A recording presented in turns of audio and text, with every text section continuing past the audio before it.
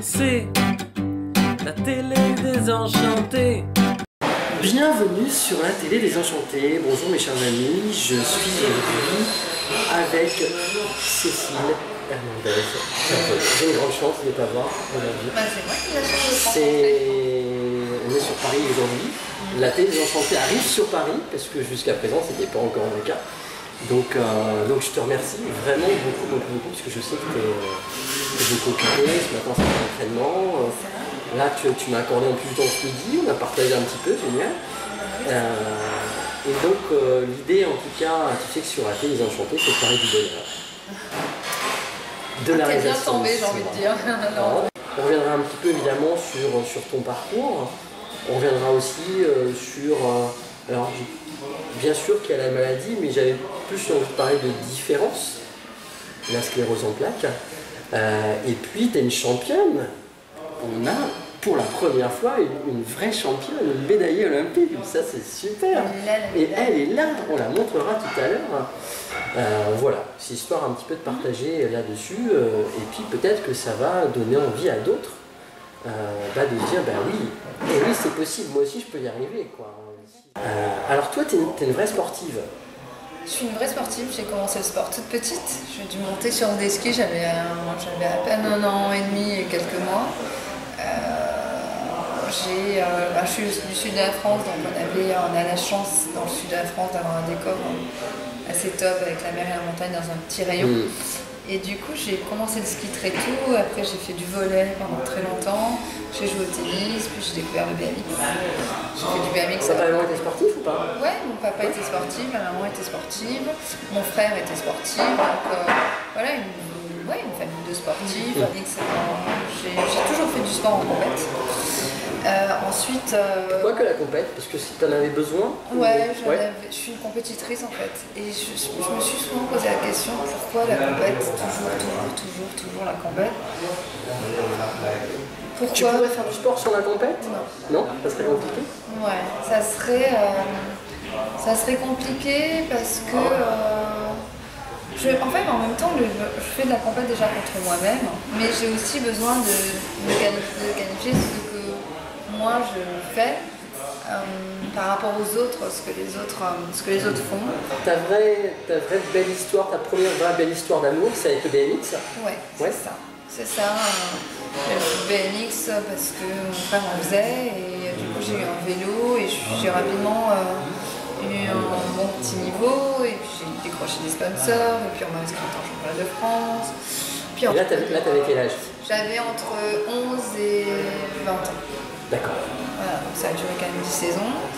Et ouais, c'est encore un sport assez particulier parce que c'est un sport... Un sport de mec, non? Ouais, c'est un sport de mec. Bah oui, j'étais quand même des garçons, donc là pratiquement. Mais j'avais ce côté garçon manqué quand j'étais plus jeune, de changer de sport parce que j'avais pas envie de passer au VTT et bien s'essouffler. Et du coup, là arrive le snow. Ouais, je me dis, faut que je trouve un même sport qui ressemble. Je vais prendre des montées d'adrénaline, je vais être quand même proche des sports extrêmes. Je suis une personne qui a besoin de sensations fortes. En fait, j'ai réalisé il y a peu de temps parce que... T'es une casse-cou, toi. Je suis un peu casse-cou, j'ai besoin de me faire peur. Si tu fais du snow, donc depuis globalement à peu près... J'ai commencé en 94. J'allais dire, ça fait près 20 ans? Ouais, ça fait 20 ans. C'est ça. Mais non. Ça fait 20 ans, mais non. Parce que bon, j'ai commencé le snowboard pareil, en fait. La première... Et puis j'ai arrêté le snowboard en 2002, donc en fait j'ai fait 8 ans de snowboard à fond. Je peux en parler parce qu'en 2002, par un beau matin en tout cas, il se passe quelque chose. Un beau matin, je suis pas sûre. Un beau matin. Pas un beau matin. D'accord. Après, on pourrait relativiser. Ouais, mais non, mais on peut relativiser. Et là, effectivement, voilà, il se passe quelque chose ou il se passe plus quelque chose avec les jambes. Les deux, en effet, ouais. Ouais, tu as raison, parce que je me lève et je pose des armes sur le sol. Machinalement, comme je le faisais tous les matins jusqu'au 21 octobre 2002, je pose les jambes et là, je me sens plus les jambes. Je mets le frein sur le sol. Je ne me relève plus. Je ne vais pas ressentir les jambes pendant 5 jours. Prendre les toilettes, manger, alors, il y a une question effectivement que j'ai envie de te poser, c'est toi qui étais une grosse sportive, est-ce qu'à un moment donné, il y a eu des signes? Est-ce que tu aurais pu te rendre compte? Est-ce que les médecins t'ont dit il s'est passé ça, ça, ça? Est-ce que ça a été d'un seul coup? Est-ce que la maladie allait d'un seul coup? Avec du recul, il y a eu des signes, mais qu'aucun médecin n'avait su interpréter avant. D'accord. Donc ça, c'est bien dommage. Toi, tu avais ressenti des choses ou pas? J'ai ressenti Une fatigue, un truc. j'ai ressenti de la fatigue dans l'année qui a précédé en fait. J'ai senti de la fatigue, j'ai eu des troubles urinaires, j'ai perdu l'acuité visuelle, j'étais fatiguée, j'avais une drôle de sensation, j'avais tout le temps les jambes qui bougeaient, mais c'était vraiment par période. J'ai retrouvé mon autonomie. Là, au bout de combien de temps, l'autonomie? J'ai retrouvé l'autonomie vraiment, en décembre 2005. D'accord, 3 ans après, quoi, à peu près. Une vraie autonomie, 3 ans et 2 mois après. Vraie autonomie. Je marchais avec des béquilles, mais j'étais capable de me déplacer d'un point A à un point B.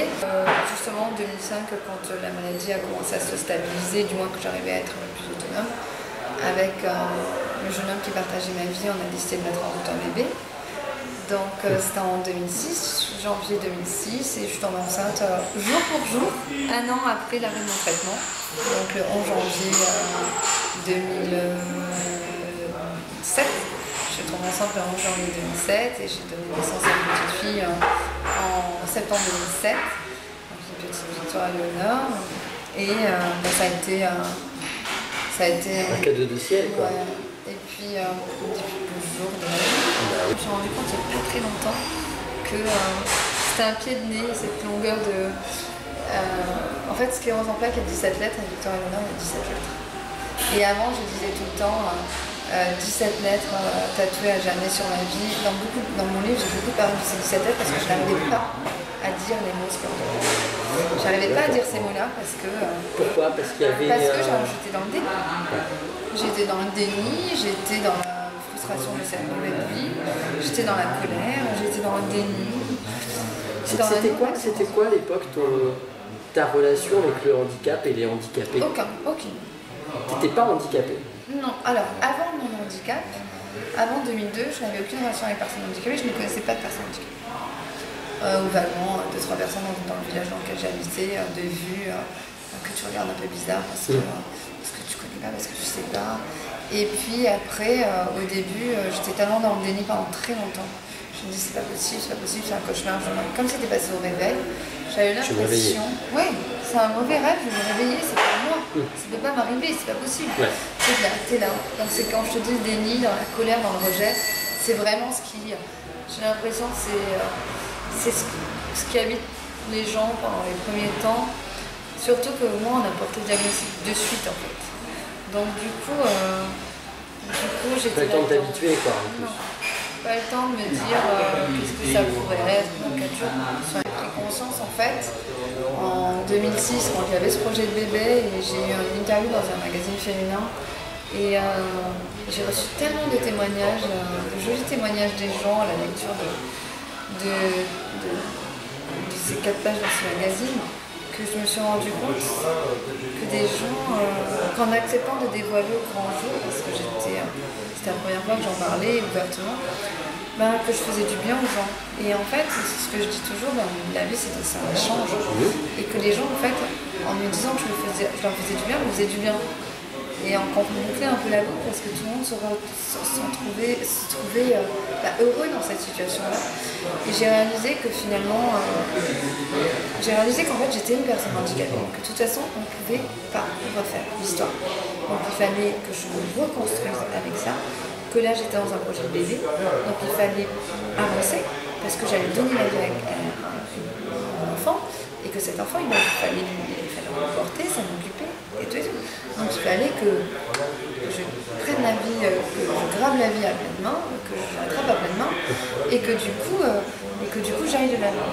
Donc cette écriture, j'ai continué d'écrire et en même temps les gens commençaient à me demander de venir parler de mon histoire dans des associations, dans des entreprises. Et tout ça, ça s'est encore plus confirmé quand j'ai sorti mon livre et j'ai vu mon livre sur la sclérose en plaques, la guerre des nerfs en 2008, j'ai vu tous les médias qui m'ont invité pour parler du handicap. Et en fait, j'ai amené une image un peu glamour, un peu moins, entre guillemets, moins moche qu'on pourrait avoir du handicap. Parce que pendant tout ce temps, j'ai plus fait de sport. J'ai complètement arrêté de sport parce qu'on n'a pas conseillé, parce qu'on m'a proposé un sport qui n'a pas du tout plu, qui était loin de... J'ai rien contre, j'ai bien à le préciser. On m'a proposé de faire de l'aviron, mais c'était très très loin de mes passions pour les sports extrêmes. Oui, c'est ça. Ouais. Donc du coup, j'avais envie de retrouver une passion sportive et une étincelle qui me faisait briller mes yeux et battre mon cœur dans un truc. Et je ne trouvais rien. Et quoi, je ne trouvais rien. Je ne cherchais pas vraiment parce que j'avais pas envie de faire du handisport parce que pour moi, c'était pas du sport. Et on l'a jamais vendu comme du sport, on l'a juste vendu comme une occupation pour les personnes handicapées. On te l'a vendu comme ça? Ouais. Déjà, on l'a jamais proposé, et ça, je trouve ça, mais... Et c'est pour ça que ça, je suis dans des projets là où je veux aller dans le centre de l'éducation justement pour parler du sport, du handisport, qui est un sport. Parce que, sachant que j'étais athlète de niveau avant mon handicap, je sais pas, quand tu arrives en centre de rééducation, tu as une personne qui a fait du sport toute sa vie, qui a 28 ans, qui a fait du sport toute sa vie, il y a un vrai travail à faire pour lui proposer une nouvelle vie sportive dans le handisport. Personne n'a vu ça, personne. Et du coup, c'est ce que je... Et alors qu'on a l'impression qu'aujourd'hui, il y a une vitrine, en tout cas, autour qui commence petit à petit, mais autour du handisport, et finalement, derrière les coulisses, dans les assos, il ne se passe pas grand-chose au final. Parce qu'en fait, il n'y a pas beaucoup d'assos, on s'imagine encore une fois que c'est tout un monde autour du handisport, qu'on va forcément avoir des moyens, des dispositifs matériels à mettre en place. Certes, il y en a, mais à ce stade-là, quand une association veut faire quelque chose, on peut mettre un système de compensation humaine. Mettons, il y a 3 marches pour arriver au stade, et il y a 3 marches pour arriver au stade, tu mets une rampe ou tu portes ton collègue dans le fauteuil pour lui permettre de venir faire du sport. C'est pas 3 marches qui vont arrêter. Voilà. Donc du coup, tout ça, c'est pour ça qu'aujourd'hui j'ai des vrais projets de développement dans le sport. Donc, absolu en termes de professionnel, c'était de devenir journaliste. Okay. Et je me suis dit, je suis allée jouer sur la corde du fait qu'il n'y avait pas beaucoup de journalistes handicapés représentés dans les médias et que c'était une grosse erreur. Grossière erreur de ne pas mettre en place tout ça. Et avec tout mon culot, je suis allée taper à la rue. Ouais, c'est ce que je veux dire, un peu culotté. C'est ça, l'audace et le culot que le site amène au sport. Et je suis allée taper à la porte de grands groupes en disant que je voulais être journaliste radio, journaliste presse écrite. Et bien finalement, je suis un accueil super chaleureux de la part des groupes médias. Et je suis devenue chroniqueuse sur Europe 1. Et puis journaliste au Figaro, et je gérais toute la rubrique handisport au Figaro, donc je suis partie au jeu. Tu te rends compte à quel point finalement, c'est pour ça qu'au début de l'interview, on parle de chance, parce que si tu n'étais pas passé par tous ces étapes-là, tu n'aurais pas pu peut-être être journaliste sportive, etc. C'est pas j'aurais pas pu, c'est que c'est certain. C'était pas une chance, ça a été une série d'opportunités. En tout cas, tu l'as pris toi, comme une chance pour continuer. Exact, tu as tout à fait raison. Parce que j'aurais pu, dans la vie, tu as 2 choix. Tu as te battre ou t'abattre. Donc je me suis abattue, puis après j'ai essayé de me battre. À ce moment-là, est-ce que tu commences à avoir des modèles au niveau du sport handicap? Non. Et tu dis, putain, elle est excellente, lui il est super bien, ou pas du tout? Pas du tout. Moi, notamment, quand j'ai vu Pistorius à Londres, depuis la tribune de presse, j'ai bien. Et surtout parmi les valides. Ouais, c'est ça. C'est ça. Daïgou, pour les championnats du monde en 2011, il court avec les valides. Il est au start, c'est des valides. Il fait le relais 4 fois 100 avec les valides. Tu penses que, en imaginant le snow, par exemple, tu pourrais imaginer, toi, le pratiquer avec des valides? Est-ce qu'en termes de chrono, par exemple, est-ce qu'on est très loin? Je suis loin quand même. Bon, après, j'ai envie de te dire que parce que quand on voit quand même, il faut que ceux qui ne sont pas spécialistes au niveau du snow et au niveau du handicap, quand on voit Cécile descendre en snow, sait pas. Ouais, mais On tu peut sais pas savoir. Ça va tellement vite. Et c'est là où tu vois. Alors, tu vois ce que je veux dire? Alors, moi, c'est un peu particulier parce que pour refaire un peu le truc, j'ai repris le snowboard en fin d'année 2013.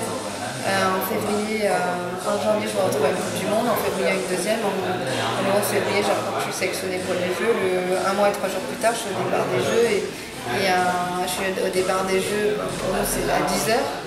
Et à midi, moins quelque chose, je suis une championne paralympique. Le truc que tu te dis. Ouais, et puis. En fait, je suis allée au jeu avec peu de préparation, j'ai surfé sur mes acquis d'avant, d'athlète valide, en snowboard. J'ai surfé sur ça avec toute la faiblesse musculaire que j'ai, parce que c'est quand même le gros point faible, c'est de ne pas tenir la fatigue et d'avoir une faiblesse musculaire parce que j'ai pas de muscle. Et après, maintenant, depuis les Jeux, j'ai enchaîné les France, j'ai gagné les France, puis après avoir gagné les France, je suis partie aux États-Unis et là j'ai ridé. Fait du snowboard avec des valides, qu'avec des valides. Okay. Et j'ai énormément progressé avec ces valides parce que aujourd'hui, si les Jeux étaient maintenant, tu serais encore plus forte? Ouais, j'aurais pas fait ce chrono-là. Tu aurais été. Tu l'aurais eu. Je sais pas, on peut pas refaire l'histoire, non, mais bien la première. Et tu aurais été plus forte en tout cas. Ouais, certainement. Le chrono, elle met 3 secondes, il y aurait eu moins de secondes que ça. Ça aurait été plus serré. Je vois, j'ai vraiment progressé, donc ça laisse une marge de progression pour la suite. Parce que j'ai pas l'impression de m'arrêter. J'avais dit, je m'arrêterai d'ici quelques mois et en fait, pousser un peu la machine jusqu'au prochain jeu en Corée du Sud en 2018. Je sais que c'est loin, mais ça se prépare. En 4 ans, tu étais regardé comment aussi? Mal. Non, ouais, je sais que. Quand j'ai atterri sur la première Coupe du Monde aux États-Unis, les filles, elles me voient arriver comme étant nouvelle, en plein milieu du circuit. Un peu l'extraterrestre, quoi. C'est bien vous, celle-là. Mais c'est totalement ça. Elle me dit de quelle planète. La phrase a été exactement en bas. À la fin de mon deuxième run, elle m'a dit mais tu es qui, de quelle planète tu viens? En même temps, je refais la même. Tu vois une nana qui débarque, tu sais pas d'où elle vient, elle arrive en plein milieu du circuit. T'es là, elle tape un chrono de deuxième. C'est juste une blague, quoi. Tu te dis, en plus, quand je fais du snowboard, j'ai un foulard jusque là, un masque, le casque. Donc tu voyais pas mon visage et tu te dis, j'étais sur la course à partir du jeudi jusqu'au dimanche soir, personne n'avait vu mon visage. Le dimanche, on clignait les cheveux, j'avais des cheveux blonds, personne. Et ça, j'adore. T'en avais joué, j'adore me cacher. Voilà, donc il y a eu cette histoire des Jeux et cette nouvelle vie qui a à la fois commencé le jour de ma sélection, le 11 février, à 13h20, je suis sélectionnée. Et là, tu penses à quoi? C'est quoi les premières images, les premières choses auxquelles tu penses? J'avais la chance, c'est que mon papa était là. Ouais.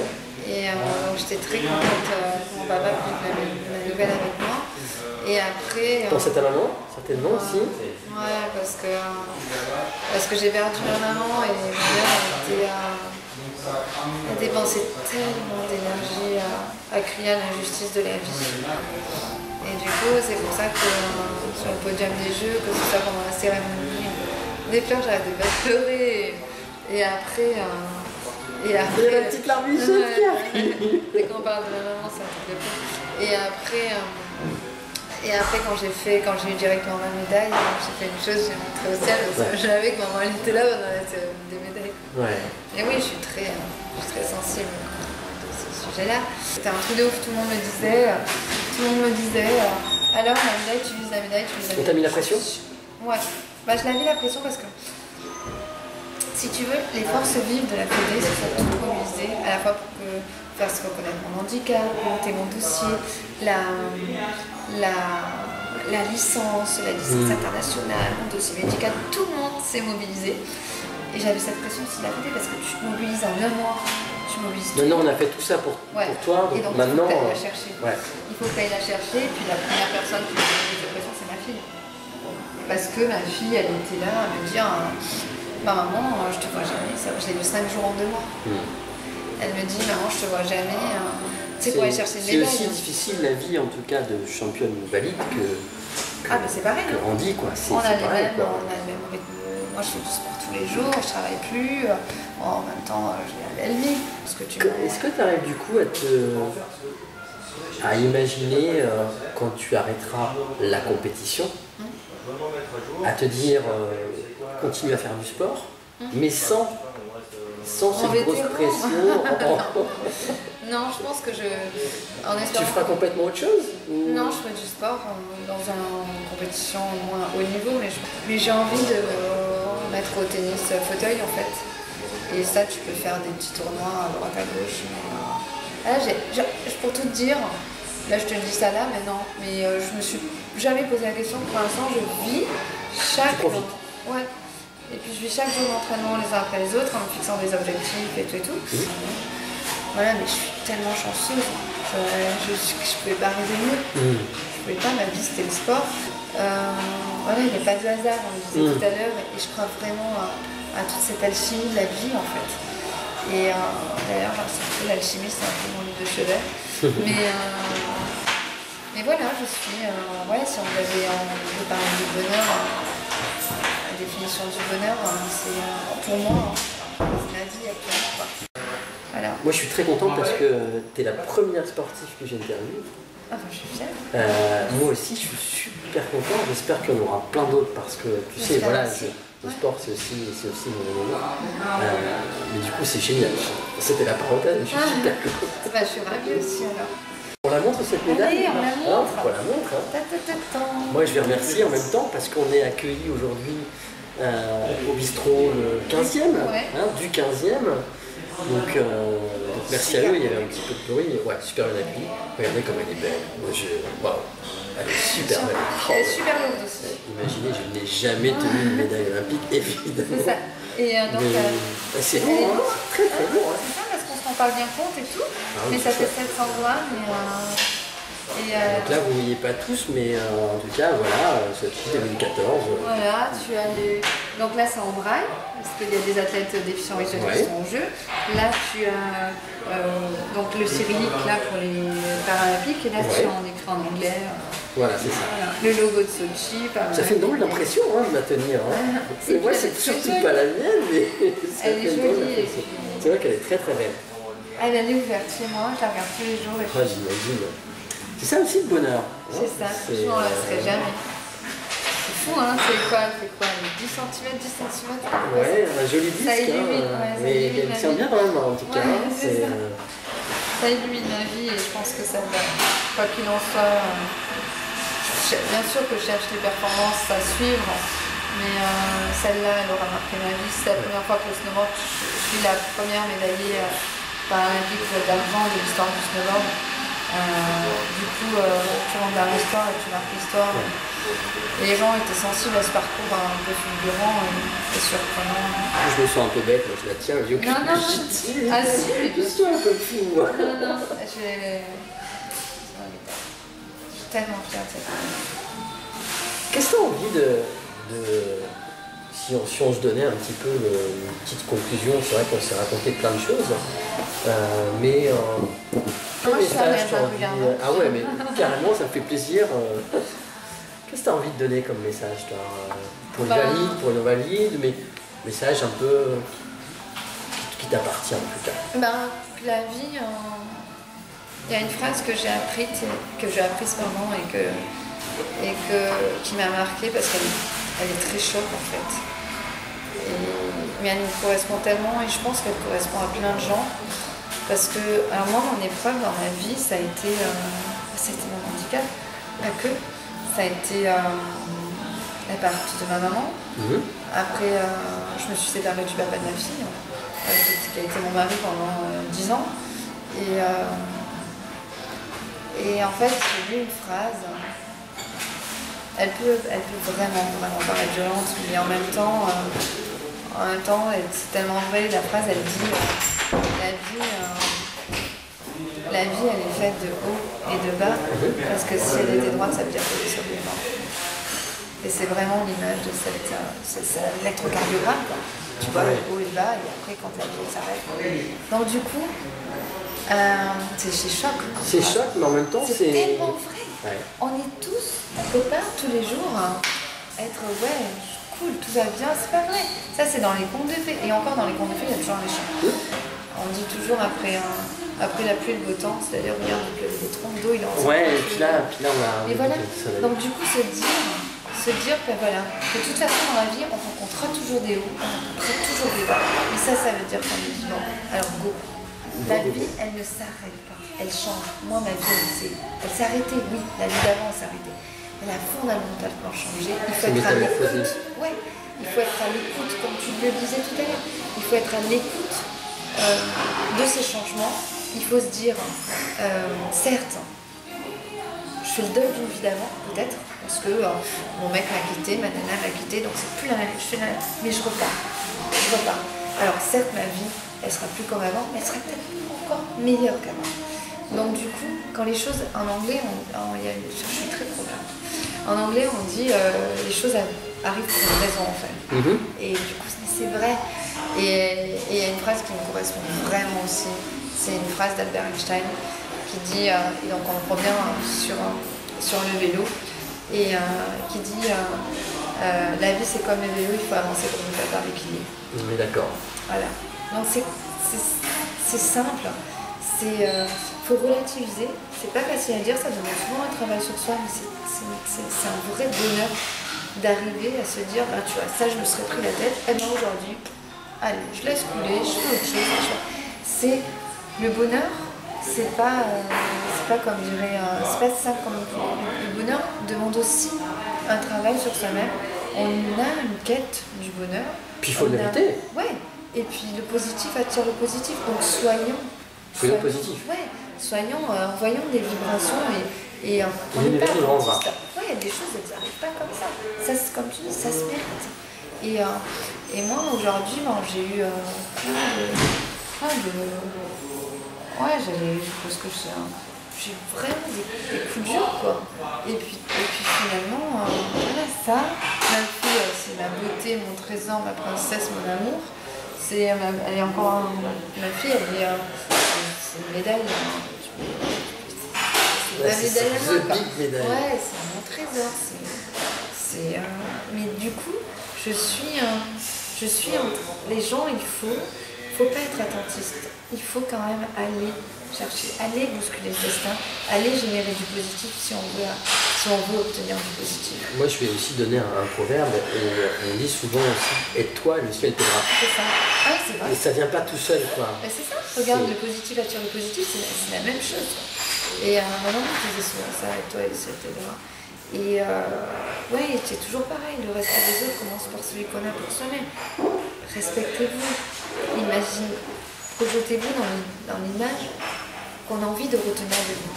Vous avez envie de marquer votre passage sur Terre, et ben faites en sorte de le marquer de manière positive. Oui. Parce que sinon, si vous n'avez pas envie de le faire, personne ne pourra le faire. Ouais.